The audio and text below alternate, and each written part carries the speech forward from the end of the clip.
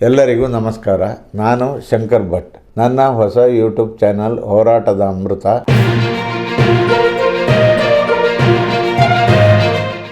ಬರೋಬ್ಬರಿ 1 ತಿಂಗಳ ಬಳಿಕ ಪ್ರಜ್ವಲ್ ರೇವಣ್ಣ ಪ್ರತ್ಯಕ್ಷ. ಅಶ್ಲೀಲ ವಿಡಿಯೋ ಪೆಂಡ್ರೈವ್ ಪ್ರಕರಣದಲ್ಲಿ ಸಿಲುಕಿರುವ ಪ್ರಜ್ವಲ್ ರೇವಣ್ಣ ಬರೋಬ್ಬರಿ 1 ತಿಂಗಳ ಬಳಿಕ ಪ್ರತ್ಯಕ್ಷರಾಗಿದ್ದಾರೆ. ವಿದೇಶದಲ್ಲಿ ಕುಳಿತು ವಿಡಿಯೋವೊಂದನ್ನು ರಿಲೀಸ್ ಮಾಡಿದ್ದಾರೆ. ವಿದೇಶಕ್ಕೆ ಪ್ರವಾಸ ಹೋಗೋದು ಮೊದಲೇ ನಿಗದಿಯಾಗಿತ್ತು. ಜೆಡಿಎಸ್ ಕಾರ್ಯಕರ್ತರಿಗೆ, ತಂದೆಗೆ, ತಾತನಿಗೆ ಕ್ಷಮೆ ಕೋರ್ತೇನೆ. ಮೇ 31ಕ್ಕೆ SIT ಮುಂದೆ ಹಾಜರಾಗ್ತೇನೆ ಅಂತ ಹೇಳಿ ವಿಡಿಯೋ ಮೂಲಕ ಹೇಳ್ಕೊಂಡಿದ್ದಾರೆ.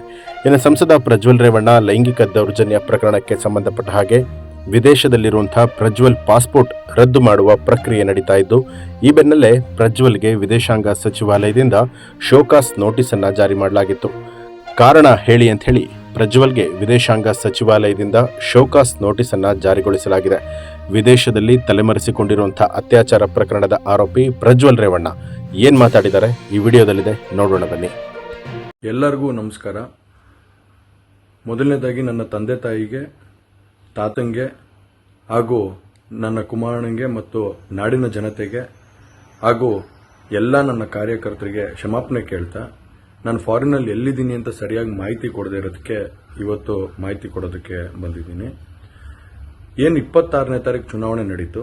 26ನೇ ತಾರೀಕು ಚುನಾವಣೆ ನಡೆದಂಥ ಸಂದರ್ಭದಲ್ಲಿ ಅವತ್ತು ನನ್ನ ಮೇಲೆ ಯಾವುದೇ ರೀತಿ ಒಂದು ಪ್ರಕರಣ ಆಗಲಿ, ಯಾವುದೇ ಒಂದು ಕೇಸ್ ಆಗಲಿ ಏನೂ ಇರಲಿಲ್ಲ.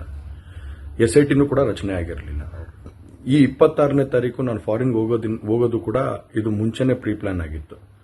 ಹಾಗಾಗಿ ನಾನು ಫಾರಿನ್ ಹೊರಟಾದ ಮೇಲೆ 3-4 ದಿನದ ನಂತರ ನಾನು ಯೂಟ್ಯೂಬ್ ನೋಡುವಂಥ ಸಂದರ್ಭದಲ್ಲಿ, ನ್ಯೂಸ್ ಚಾನೆಲ್ ನೋಡುವಂಥ ಸಂದರ್ಭದಲ್ಲಿ ನನಗೆ ಈ ಮಾಹಿತಿ ದೊರಕುವಂಥ ಕೆಲಸ ಆಯಿತು. ಮಾಹಿತಿ ದೊರಕಿದ ಮೇಲೆ ನಂತರ SITನೂ ಕೂಡ ಏನು ಒಂದು ನೋಟಿಸ್ ಕೊಡುವಂಥ ಕೆಲಸ ಮಾಡಿತು. ಆ SIT ನೋಟಿಸ್ಗೂ ಕೂಡ ನಾನು ಎಕ್ಸ್ ಖಾತೆ ಮುಖಾಂತರ ಮತ್ತು ನನ್ನ ಲಾಯರ್ ಮುಖಾಂತರ ನಾನು 7 ದಿನ ಸಮಯ ಅವಕಾಶ ಕೇಳಿದ್ದೆ. 7 ದಿನ ಸಮಯ ಅವಕಾಶ ಕೇಳಿದ ಮೇಲೆ ಕೂಡ ಅದು ಮಾರನೇ ದಿನನೇ ಏನು ಕಾಂಗ್ರೆಸ್ಸಿನ ಹಿರಿಯ ನಾಯಕರಾದಂಥ ರಾಹುಲ್ ಗಾಂಧಿ ಅವರು ಮತ್ತು ಹಾಗೂ ಎಲ್ಲ ಹಿರಿಯ ನಾಯಕರುಗಳು ಏನು ಓಪನ್ ವೇದಿಕೆಗಳಲ್ಲಿ ಈ ಒಂದು ವಿಚಾರಗಳನ್ನ ಪ್ರಚಾರ ಮಾಡೋದಕ್ಕೆ ಪ್ರಾರಂಭ ಮಾಡಿದ್ರು, ಚರ್ಚೆ ಮಾಡೋದಕ್ಕೆ ಪ್ರಾರಂಭ ಮಾಡಿದ್ರು, ಒಂದು ರಾಜಕೀಯದ ಪಿತೂರಿ ಮಾಡೋಂಥ ಕೆಲಸನ ಮಾಡಿದ್ರು. ಇದೆಲ್ಲ ನೋಡಿದಂಥ ಸಂದರ್ಭದಲ್ಲಿ ನಾನು ಡಿಪ್ರೆಷನ್ಗೆ ಹೋಗುವಂಥ ಕೆಲಸ ಆಯಿತು, ಐಸೋಲೇಷನ್ಗೆ ಹೋಗುವಂಥ ಕೆಲಸ ಮಾಡಿಕೊಂಡೆ.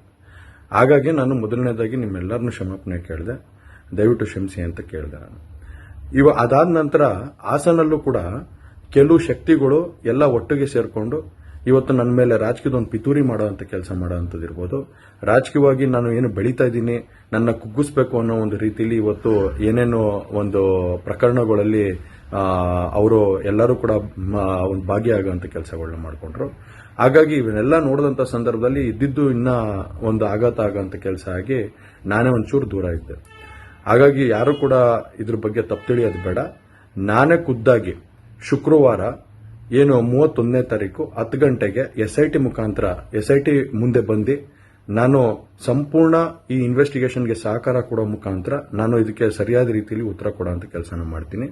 ಹಾಗೆ ನ್ಯಾಯಾಲಯದ ಮೇಲೆ ನನಗೆ ನಂಬಿಕೆ ಇದೆ. ಖಂಡಿತವಾಗ್ಲೂ ಕೂಡ ನಾನು ಈ ಒಂದು ಏನು ಸುಳ್ಳಿನ ಪ್ರಕರಣಗಳಿದಾವೆ, ಈ ಸುಳ್ಳು ಪ್ರಕರಣದಿಂದ ಆಚೆ ಬರೋಂಥ ಕೆಲಸನ ನ್ಯಾಯಾಲಯದ ಮುಖಾಂತರನೇ ಮಾಡ್ಕೋತೀನಿ ಅನ್ನೋ ಒಂದು ನಂಬಿಕೆ ನನ್ನಲ್ಲಿ ಏನಿದೆ. ಹಾಗೂ ದೇವರ ಆಶೀರ್ವಾದ ಮತ್ತು ಜನರ ಆಶೀರ್ವಾದ, ನನ್ನ ಕುಟುಂಬದ ಆಶೀರ್ವಾದ ನನ್ನ ಮೇಲೆ ಇರಲಿ. ಖಂಡಿತವಾಗ್ಲೂ ನಾನು ಈ 31ನೇ ತಾರೀಕು ಶುಕ್ರವಾರ ನಾನು SIT ಮುಂದೆ ಬರ್ತೀನಿ.